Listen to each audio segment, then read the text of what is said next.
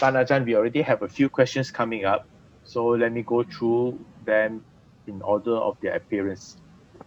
How can we practice Budo in managing our anxiety during this pandemic?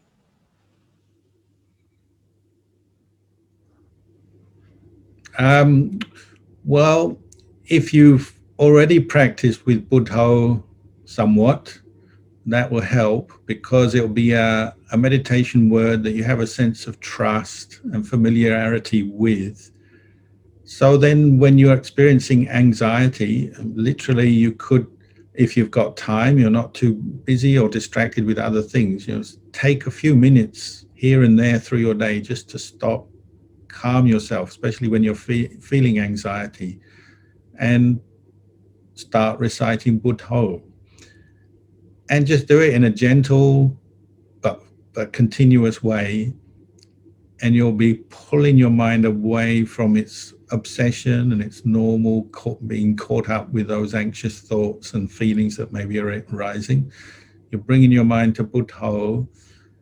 And if you've practiced with it before, you might have that sense this is something I can do, and it will help loosen that attachment, the identification with the feeling. You may have physical feelings manifesting, and also those agitated thoughts.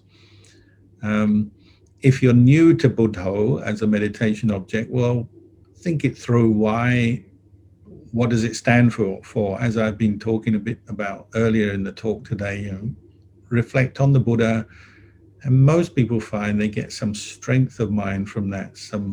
The mind brightens. They feel better when they recollect the Buddha. So you might just think of the Buddha um, as anxiety comes up, and that just is enough just to help steady your mind in the middle of your experience of anxiety.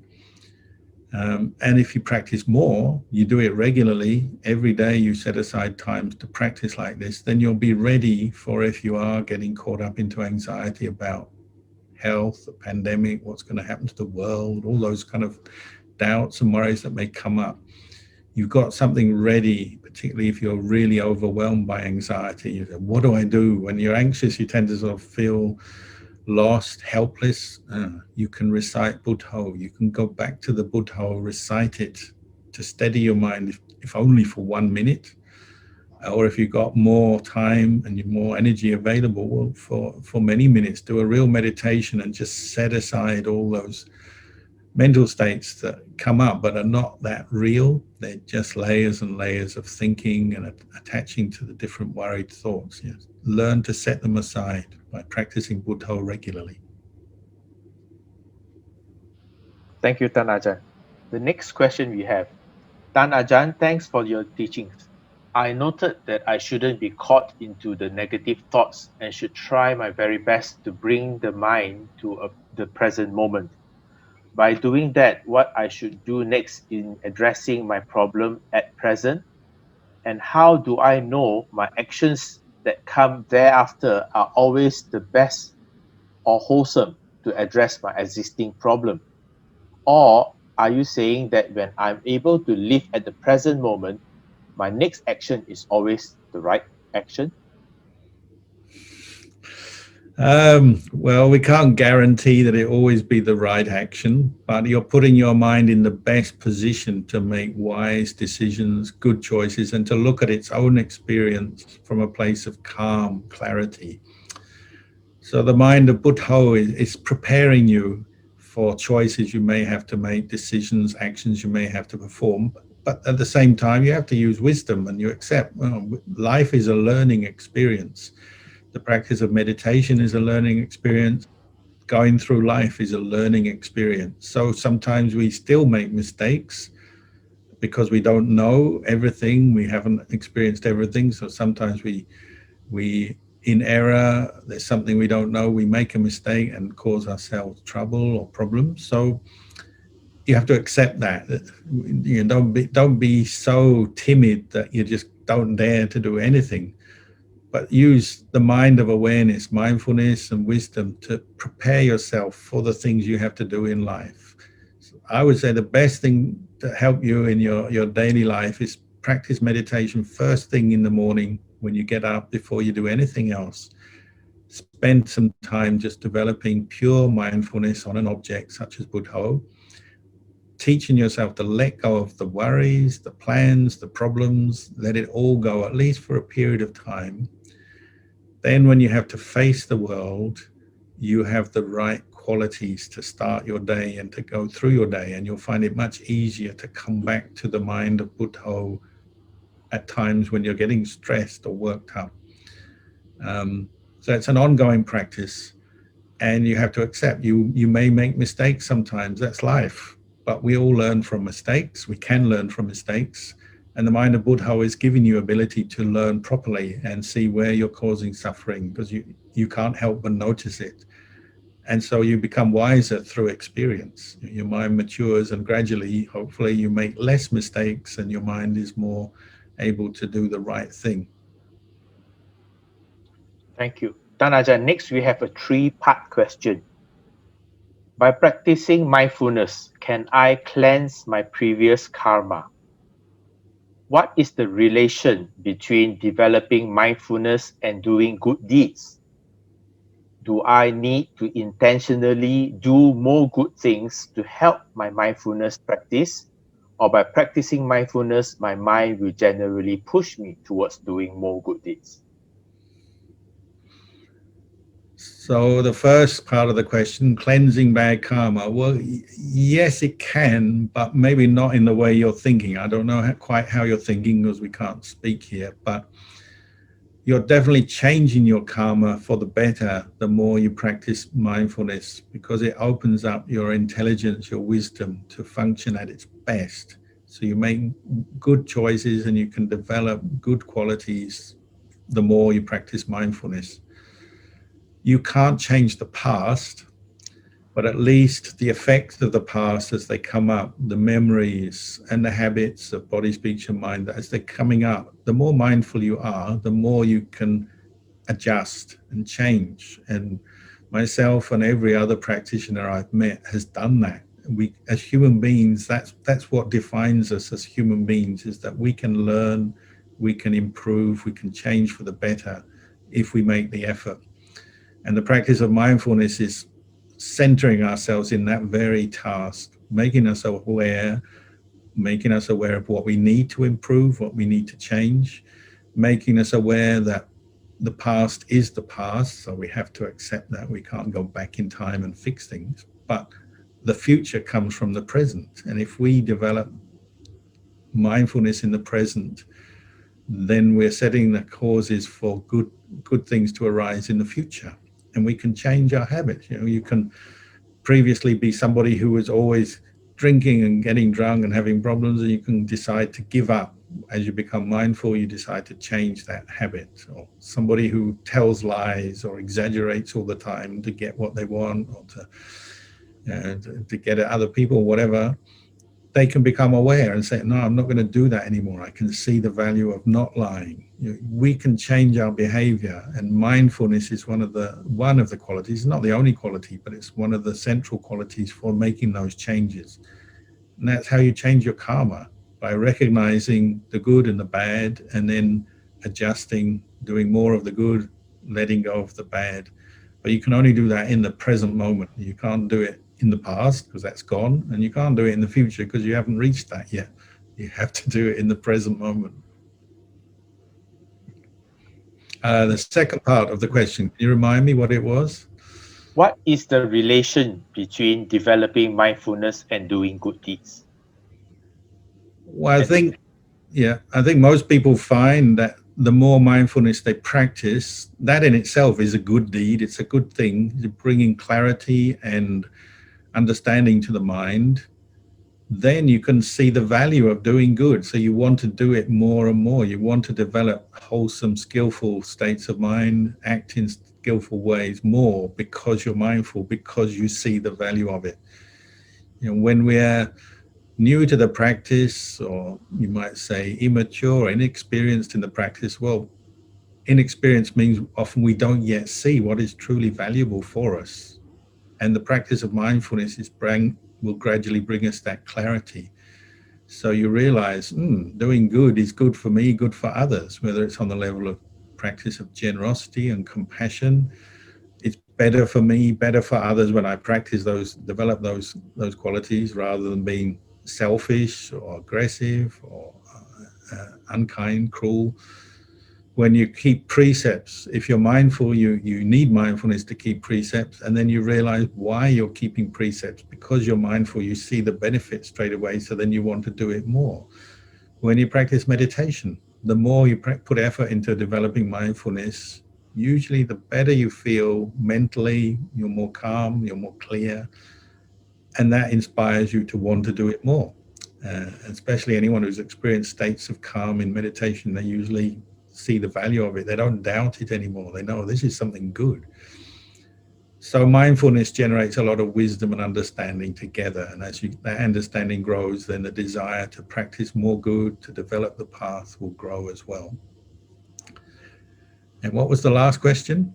It sounds like you had already answered it, but the third question, the last question was, do I need to intentionally do more good things to help with my mindfulness practice? Or by practicing mindfulness, my mind will generally push me towards doing more good deeds? Yeah, they work together. But in the beginning, we do have to make that intention. We have to be clear. We have to make a deliberate effort, because we're inexperienced in the practice. Our mind is not used to being mindful, to doing good intentionally. We may not be used to that. So, of course, in the beginning, we do things in a more deliberate way. So we sit meditation for a period of time as a regular practice. We may undertake precepts as a deliberate practice. We may go on a meditation retreat. We may practice dana in a very deliberate way. So I'm going to the temple to make an offering, or I'm going to do this charity work, or I'm going to volunteer to do something to help others. And you may, in the beginning, do it in a very deliberate way to teach yourself to bring up energy and effort, to let go of your distraction, your selfishness, your laziness, say. But over time, that may change as you become more familiar, more happy, hopefully, from the practice, and more familiar with it. It becomes more natural to you. Your mind changes, it develops in a good way, it improves. So then it becomes more natural to be mindful, more natural to be generous in situations, more natural to be compassionate, sensitive to others, more natural for you to reflect on the Dhamma in situations, rather than just always react with your first emotion. Say, there's a certain organic or natural growth of your practice fed by mindfulness, but it's like fertilizer that nourishes other good things, to the point where it's just naturally growing. Of course, people who practice like these teachers, Ajahn Chah, Ajahn Mahabua, they get to the point where their mindfulness, they say, is just automatic. It's just normal for them to be mindful, and any moment of or lack of mindfulness is quickly identified and noted and seen as something to be fixed, remedied quickly. In the beginning, it's the opposite. We have many moments when we're not mindful, and mindfulness is just a few blobs or drops here and there, but then gradually that dynamic's changing, isn't it? And we're becoming little by little more mindful, more aware, wiser, more experienced. And the moments when we're completely lost, confused, suffering, unmindful, hopefully become less and less and less. Thank you. Next question. When I was trying to be mindful, a scene of a person who had accused me previously pops up. My emotions are aroused and I can't be mindful. I was emotionally drained. The scene kept on flashing in my mind. Appreciate advice of Tan Ajahn how I can manage it. Well, I think that's a very common experience for many of us. The fact that you're able to recollect it, recount it now in a question, means you have been mindful of it to an extent. I think what you're thinking, though, is, if I'm truly mindful, it shouldn't happen. But you have to remember, we are carrying along our past karma. And the practice of mindfulness doesn't mean to say nothing comes up in your mind, nothing happens. What it means is, you're training your mind to relate to your own internal world correctly, with wisdom, with the right qualities. So we have to accept we've had traumatic experiences. We've done things that were bad. Other people have done bad things to us, and we remember them, and maybe that triggers anger, hatred towards them, what they've said, what they've done. So the first thing is to accept that's happened. What's happened has happened. Karma has happened, and it's arising, and it may continue to arise from time to time in your life. So then, how do we deal with it? Bring up the mindfulness as best you can, as quickly as you can, as best you can, so that you can deal with these things correctly. So you'll notice if you're very mindful, maybe quite traumatic things or unpleasant things can happen, but you don't get caught up into them so much when you're mindful. You don't hold on to the memory or those thoughts so much. The feeling comes up, but you don't. It doesn't trigger a lot of suffering or certain behavior based on those feelings. You just note it. You're aware of it. You can be with it, and then it will pass, as they all do. All feelings, all thoughts, all memories, they pass. When you're mindful, you can do that. So then it's as if those things don't have so much importance in your mind. They don't take over your mind so much. You can let them go, let them be. But then there's those other times when, like you say, mindfulness is weak. You have a memory of what someone said, and straight away the emotion comes up, sometimes almost like an explosion of rage or feelings of injustice. If you're very unmindful, it may lead on to wanting to physically or verbally get them back, and you may actually lead to unskillful action of body and speech. So you might say your first practice of mindfulness in those situations is just to be clear with yourself. Okay, I've got the memory, the feelings come up, the emotion is there, but I'm not going to act on it. I'm not going to do anything to hurt anyone, because these feelings, these thoughts and memories are mine. That might be your first practice of mindfulness, just to restrain your body and speech in sila. This is, we say, having sila, having a sense of moral, what is right and wrong, good and bad, and not breaking your sila.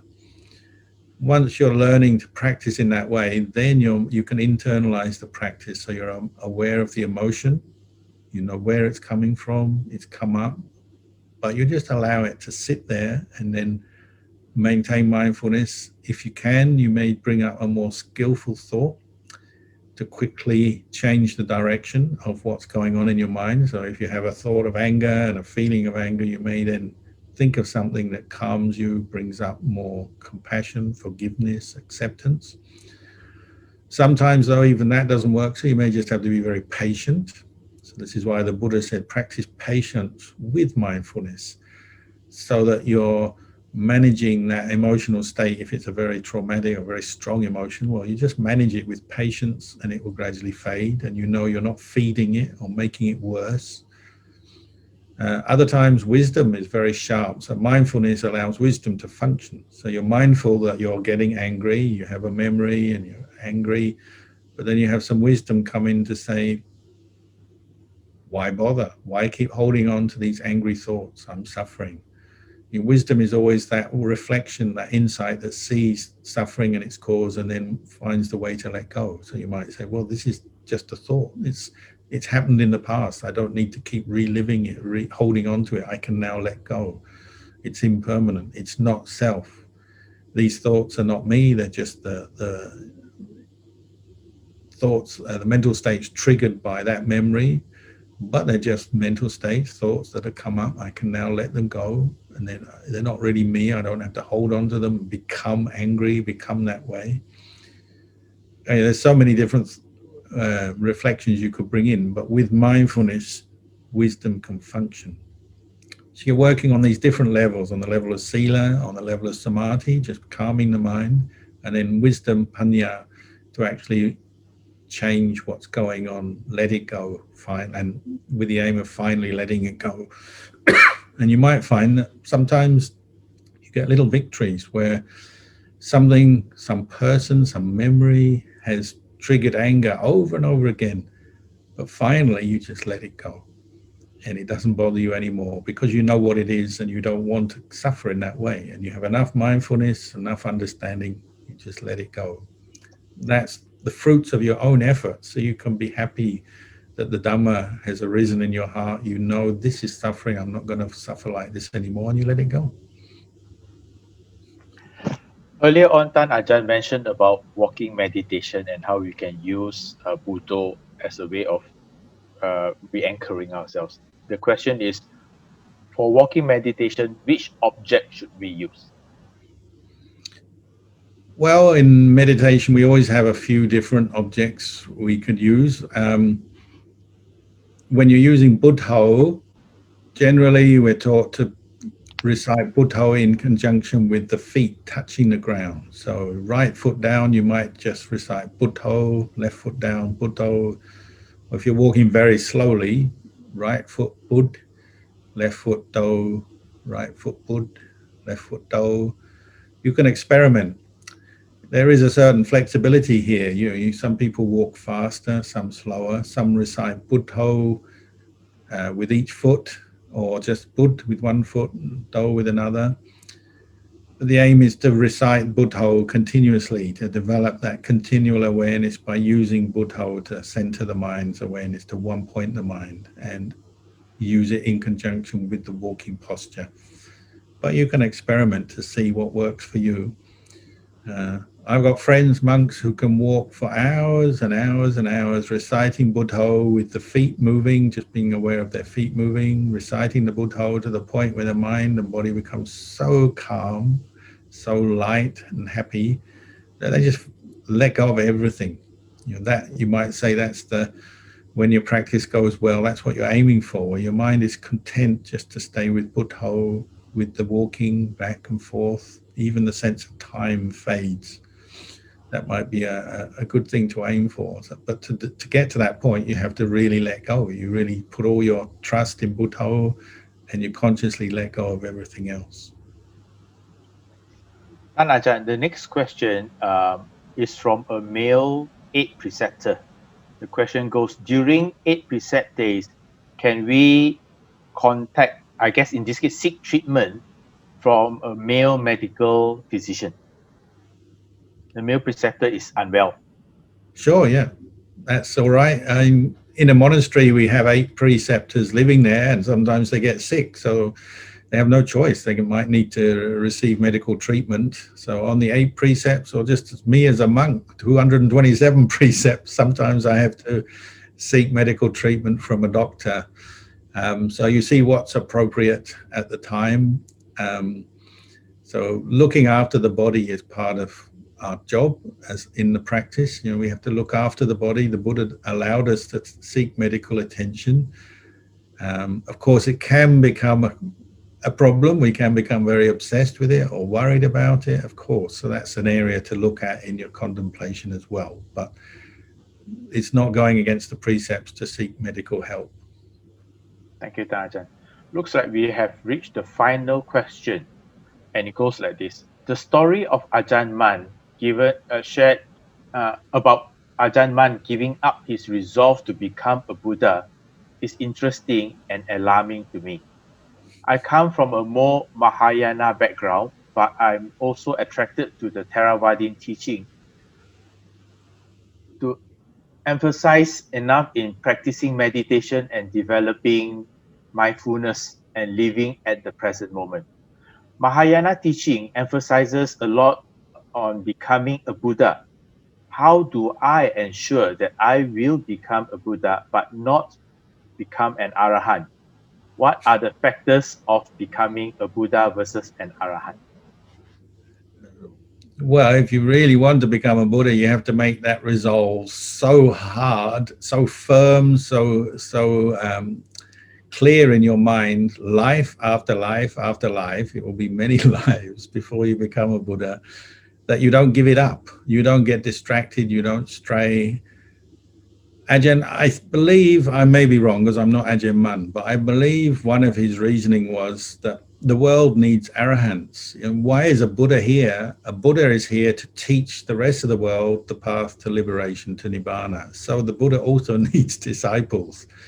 So it's not wrong for people to just aim for Nibbana, to become an arahant. In that sense, then the Buddha needs arahants. The world needs arahants, and I believe Ajahn Mun thought in that way. He said the world needs arahants at this time to become a Buddha takes so long. It takes eons and eons and eons of practice. Of course, it's a great aspiration, a great result, but very few stick with it. Most bodhisattvas give up their aspiration at some point and become an arahant. Um, Having said all this, you're probably familiar with Ajahn Chah's response to these kind of questions, and he'd say, "Don't become anything. Don't become an arahant. Don't become a Buddha, because becoming is a cause of suffering. And if you're aspiring to be a Buddha and you haven't yet attained that, you may suffer because of your aspiration. You may feel disappointed or discouraged. Or if you aspire to be an arahant, you may be discouraged if you haven't reached it, or you may one day think you've achieved it already in a deluded way. You may actually delude yourself, I'm now an enlightened Buddha, or I'm an enlightened arahant. And believe it or not, when you live in a monastery, sometimes people come to the monastery saying this. It's quite surprising that someone can actually think they're a Buddha or an arahant when they're clearly not. So be a little bit careful about attaching to these terms.